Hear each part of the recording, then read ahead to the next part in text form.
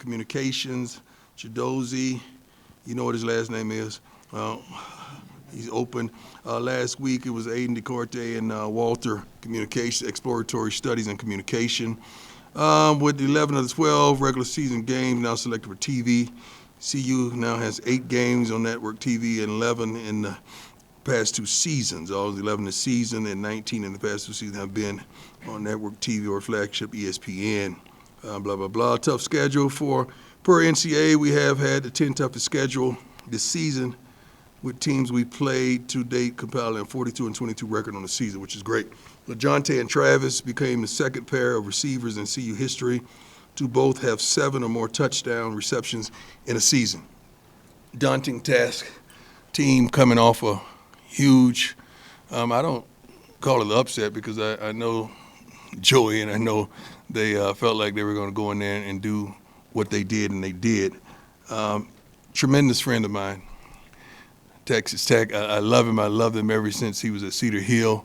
You got to understand, man, Joey at Cedar Hill and probably a all-ethnic team area, and he was dominant, won state titles, well-respected in the community, well-respected amongst his peers. He was like the grand poobah, or the magna cum laude of the district of coaches. He ran everything, man, and when we needed 7-on-7 games, he gave them to us when we couldn't find anybody to play at certain points in time. But he was always upstanding and forthright, going to the Under Armour All-American games, watching him get after it, watching him coach at extreme level, and he sent a plethora, I don't know how many young men that he's responsible for getting and assisting them to get to college from the teams that he had at Cedar Hill.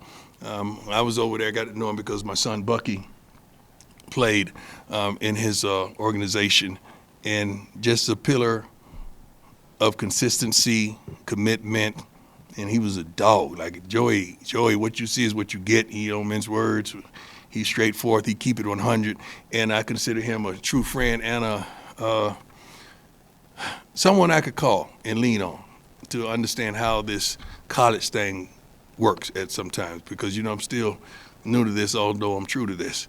I still need him and various coaches at times to lean on, but I'm sure he's going to have those young men ready, and I can't wait to see him and hug his neck. Usually I don't really get down like that with other coaches for the game, but I'm definitely going to look him up to try to embrace him with him, because it's going to be fun.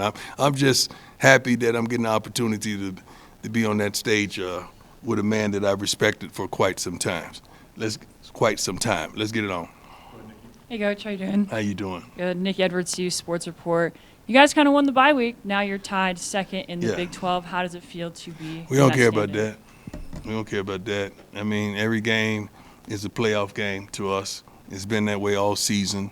I think Shador made a comment early in, I don't know if it's the Big 12 press conference, that every game we play is like a darn Super Bowl to people, not only to them but to us, and it is. So that's the way we're going into it. Every game is a playoff. It's a single elimination tournament, and we plan on approaching all of them with passion, with purpose, with consistency, with focus, and that dog-like attitude. We had a great practice today. God darn it, we had a great practice. It was so good, I called them up in the middle of the practice, and they thought they were going to get chewed out. I said, thank you. I like this. I like what I'm seeing. So I'm proud of the young men as well as the coaches and support staff. Hi, Coach. Adam Lister-Tiger, 24/7 Sports. I'm curious, you talked about today being a really good practice. Yeah. Did you approach this bye week any differently than that first one? We don't change.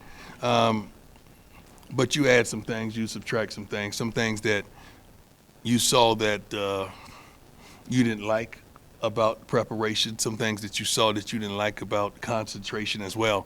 You try to eliminate that and add more to it. So I'm always trying to up it. I'm always trying to make sure we're on point, not only as a head coach, but our staff, support staff, as well as the young men that we're counting on. Hey, Coach. What's going on, boss? Doing well. How you doing? Excellent. The last 2 road games, you guys have won by 27 points. Mm-hmm. Just what do you think it is about going on the road that allows you guys to play so well? The way we prepare on the road, the way we kind of concentrate from the time we wake up and go to practice before we leave, and the things that we know we can accomplish. The unity, the focus in the walkthroughs, the just overall understanding of being early, not on time. And when you get there, don't even think about bringing a phone in the meeting room, just the undaunting focus that we have, man. So I think that's a lot. It says a lot to the structure and what our coaches are expecting from the young men and what they're delivering. They get it. They get it. Early on, it was you're trying to teach them certain ways, but now they get it. They understand what's at stake. They understand what's on the table, and they hungry. They ready to eat. Hey, Coach. Brian Howell, How you the doing? Bullet Daily Camera. A couple questions for you. First off, Coach Livingston was very complimentary of Kevin Mathis and just what he's meant to the defense. Right. What, in your opinion, makes Coach Mathis such a good coach? Well, I happen to have known him since we played for the Cowboys together, and he's coached at every level from youth, 7-on-7, high school, Jackson, everywhere with me. So, he's my guy. His attention to detail is second to none. Being played the game and understanding what young men are capable of doing and holding them accountable on and off the field, and not fluctuating from that one bit. Like, it don't matter who, if it's Travis, it's DJ, if it don't matter who it is, Preston. Like, he holds those young men truly accountable, and he's smart. The only way you could come in the league, I think he was like 160 pounds, something like that, when he came in the league, and to last for a decade, you got to be smart. Now, he ran a 4.2 for breakfast now, but he was a smart, intelligent, tough, physical player. And I want to ask you real quick a couple of personnel things, but Shane Cokes, we saw get injured the last game. How's he doing? He's doing okay. It's still up in the air whether he's going to contribute or not. And then Deion Hayes, I know, had surgery He's last not week. Is he done for the year? He's not playing. Okay. And then last thing is, how about TC? Is he TC's potentially done. back? Yeah, TC's done for the year. He is, okay. Yeah. Hey, Coach. Pat Graham, How you Associate doing, Press. sir? How you doing? Like last time we talked to you, you were asking voters not to vote for you, and you went from Right. 23rd to 21st. Do you guys embrace that in the rankings, or do you? We tell don't them care about no rankings. What rankings is like a tease, man. Rankings are like, oh, I had like 3 analogies and I didn't know what to pick. I'm not lost for words, trust me. Rankings can fool you. It can get you in a situation where you start thinking that you are that, and we don't buy into that. We know who we are. What's this week 11 or 12 football wise? I know 11. Week 11 in college football. If you don't know who you are by now, something's wrong. If you don't know who the players are by now, something's wrong. So we can't be fooled for that foolishness. That's why I said don't rank us. We better without it. We cool, because I don't want these young men and these coaches and the staff members thinking that you arrived just because you got a number by your team's name.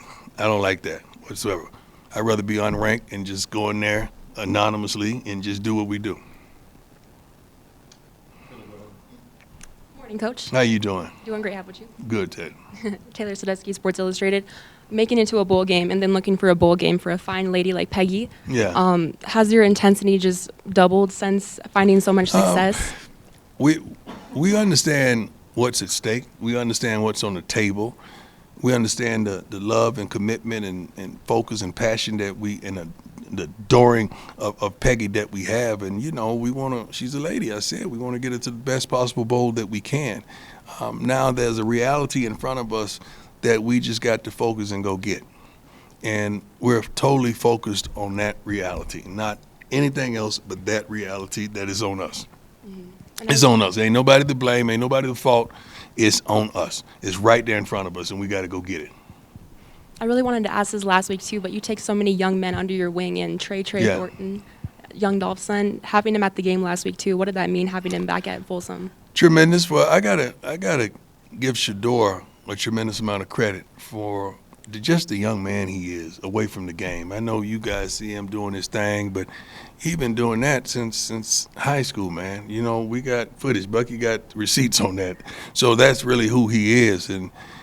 But his heart is is phenomenal. I don't know if you know it, but we had a guy, I'm not going to call his name, jump into the portal, I think this offseason, that didn't have furniture in his home. And although he had an NIL deal, but he didn't have furniture, Shador bought him furniture. Loaded them up. He then jumped in the transfer portal and didn't even say thank you, or didn't even say bye. But he don't trip because he's blessed enough to do it. But that's who this young man is. And he's always been, that's why I call him grown. He's always been mature for his age and for the stage of life that he's in right now. He has a sense of humor, sense of maturity, and he's a phenomenal human being. I'm proud of him. I'm proud of him as a young man. Hey, Coach. I'm Jack Harlow. My man. Buffalo's Wire. Good to see you, Coach. Just curious, as a coach, like, what is your role when players, after their junior year, they become draft eligible, but they still have college eligibility? Just what is your role in kind of helping those players navigate that situation, kind of make that decision? You mean, okay, break it down to me. Just give me just regular I'll slow it hood. down a little. No, give me hood terms. You talking too sophisticated for me. If a guy don't play no more, just talk like that. Just give it to me straight. What is your role in helping players make the decision of whether to declare for the NFL draft or stay in college for another year? Well, if they don't like school, they need to go because I don't want them affecting our APR. That's number one. Secondly, if they have a good shot at going to the NFL, but it could increase if they stayed, I'm going to give them that wisdom. I'm going to put them in front of a multitude of scouts and people that has the resources to give them the truth about where they stand. But you got to understand, you got to really take in consideration who that person is. We had a person at Jackson that I promise you, if he would have came here with us, he probably would have been 2nd through 4th round pick by all means. But he didn't enjoy school, so he wanted to do his thing. So you really got to understand who a person is. But I'm going to give them the truth, the unadulterated truth. I'm going to really tell them like it is, but I'm going to try to urge them to go in the right direction. But then the choice is ultimately up to them. Good question, though, man. Thank you. That. Mark Kisla, Denver Gazette. Good to see you. This is inspired by you saying you don't want a ranking to influence your players to think this is who we are. Right. What's the challenge of players dealing with success, which you've obviously That's had? the toughest thing that they deal with, success. It's the toughest thing.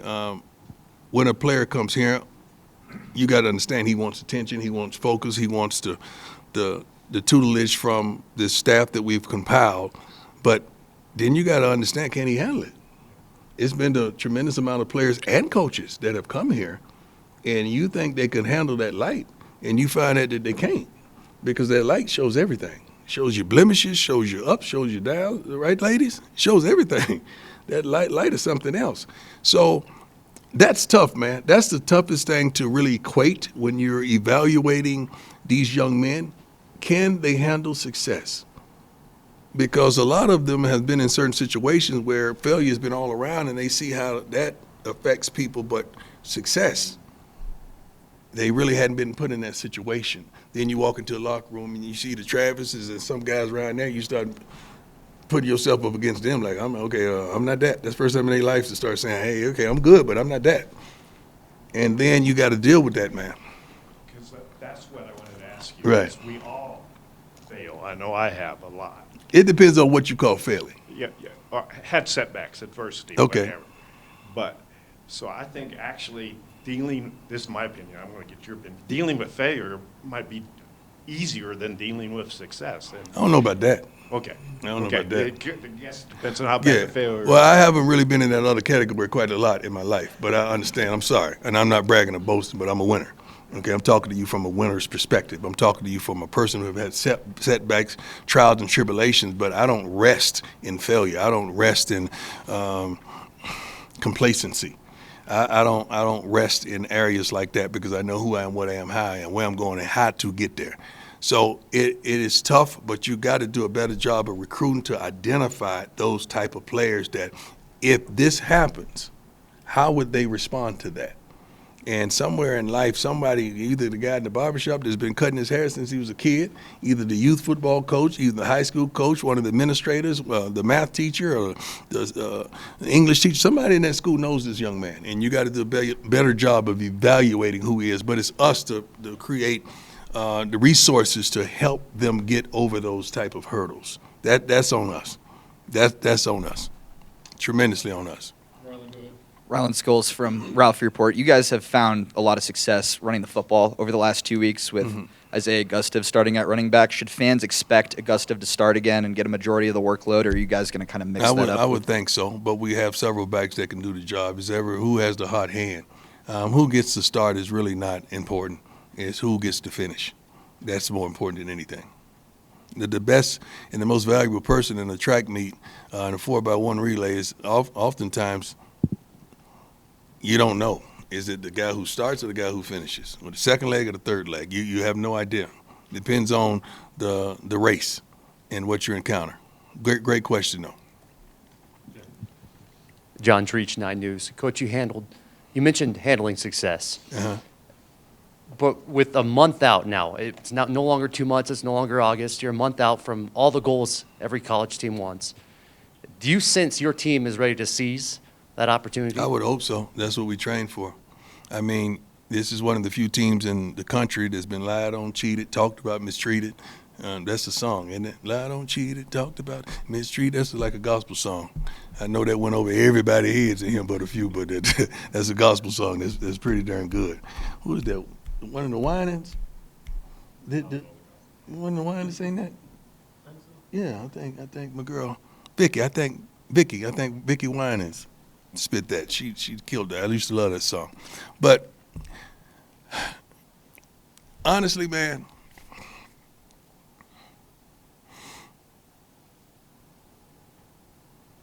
yeah, I don't know. I don't know. We've been through a lot, and we're prepared for the moment. We're not shying away from what we expect. We expect to be in this. We expect to be where we are. We expect to be better than where we are, honestly. But we're here, and we're thankful, we're happy, we're excited, we're elated, but we're not done. And we cannot wait to get to Lubbock to do what we're gifted to do. It's a daunting challenge, on the road, we love it. We're going to get booed. I heard they throw, is it tacos? Fajitas? Tortillas? I said everything but the right thing, huh? I was around the area, though. I was around the area now. What is it again? Tortillas. Is that legal to throw tortillas? Yeah. But, yeah, we're going to try to make them empty those things. We're going to try to make them empty them. Hey, Coach. Hope you're doing well. Hope you had a good bye week. Thank you. The last 2 weeks in the second half offensively, maybe not as sharp as the first half, but you had a lead. Do you have to combat that at all, or is there something you noticed taking from that you want to clean up? No, I mean, sometimes we take the air out of the ball, and that's coming from me. Sometimes we may want to hit the clock a little more and, take time off the clock. Sometimes we may want to just take our time and let it come. But you got to understand that also comes with the performance of the defense. So it may seem like it's just the offense, but if we're giving up points in the same token, that's the defense. That's not the offense. If the offense goes out there and score, we up 14-0 and we don't score for a quarter or so, but we give up points, that's not just the offense. That's the defense as well. So we just got to play a great collective game, offense, defense, as well as special teams. That's the goal. That's the challenge. Unrelated to that, I was wondering, when you sit down and cut on the film for an opponent, if you had a checklist, without getting too specific, what are the first few things you're looking for? How well they run the ball, how well they stop the run, how physical they are they getting to the ball, where are their vulnerabilities? I'm looking for where can we attack, where are your vulnerabilities, and we build it from there. Thank you. Thank you. Hey, Coach, how you doing? How you doing, sir? I'm doing well. Scott Proctor, DNVR. Obviously, Travis this past weekend kind of made the rounds, going Fox and kickoff college game. How cool was that to kind of see him kind of officially, so to speak, kind of launch his Heisman campaign? Well, I like it because that's what everybody else has been doing, right? and it's been a presidential campaign where that's all you see. Well, it's good for working for them. It might as well work for Travis, and I think it did. Now he's like touted the first person, like the number one person in that. And all he has to do now is just be consistent and be Travis. That's it. I thought it was great. I love the way he expressed himself, the way he articulated himself, and his presence on television was phenomenal. Like, he's a lovable, likable young man, and I'm proud of him. The funny thing to me, I just saw him. I mean, just saw him. It had to be 1 o'clock in the morning. He riding four-wheelers around the property, just, and I'm just hearing this, like thinking to myself, you better not fall off this darn four-wheeler. The whole country is going to be at my throat if you fall off this four-wheeler. But the four-wheeler just gives off the sound that is going faster than he was, because he knows better. Then I see deer flashing from one side of the property, and he chasing the deer. I'm like, oh my God, I'm not lying. Then next thing I know, we got a shooting range. We do things, and he's pop, pop, pop. I'm hearing all that. Like, then I'm thinking my mama's gonna go crazy because she's trying to sleep. But then I'm thinking, well, my mama can't hear like she used to hear, so she probably can't even hear it. I'm thinking all these thoughts are going in my head. Then I wake up because I didn't go to bed to 2-something or whatever that night because we was playing taboo, like family taboo, couples taboo or whatever. And Travis, I wake up and see him on television, and I just bust out laughing. Like, you just left. Like, when did you leave? Like, I didn't even know he was going to make the rounds that early. But we know we have a private airport, I think, 15 minutes from the crib. And he must have got up. He had to only sleep on the plane. There's no way. And I'm sitting there thinking, only Travis has that type of energy that he could go all day like that and go city to city. I think he was in like 4 different cities in one day. But he had a good time. He told me he had a wonderful time, and I'm proud of him, man. He didn't sleep all the time. He had to. He had to. Last one, Tyler, go ahead. Hey, Coach, Tyler King with the Denver Gazette. Kind of in a similar light. Last year, you guys were searching all season to find someone opposite Travis at cornerback to kind of step up. This year, DJ has kind of been very consistent from the start. I mean, just how impressed, you have said many times that you believe he's a future NFL corner. I mean, how impressed with you are him on a week-to-week basis? I think DJ is definitely, he has the potential to be a number 1 draft pick, first-round draft pick. Colton Hood is another person who has that potential as well. Preston Hodge has done a wonderful job, as well in the secondary, and we have others that just hadn't gotten that opportunity yet. But to reach in your bag and close your eyes and to bring 3 or 4 of those guys that loves to bump and run out the womb, like I like that. And those type of guys attract other guys that love to play in that style. And the thing that they have in common, I think Preston isn't as tall, but all those guys are long and lanky like I like them. They're at least 5'11", 6 foot, long arms, verticals, unbelievable. All of them are basketball players in high school. They could hoop. I mean, they got it. So I love that about the corners. That's the way we go out and recruit and try to pick those certain type of young men. And it just took a little time to get them, and now we got them calling. And they know it ain't hard to find. And we're going to prayerfully make another selection round like we did last year and even top that. Thanks, Coach. We're good. Thank you all. God bless you.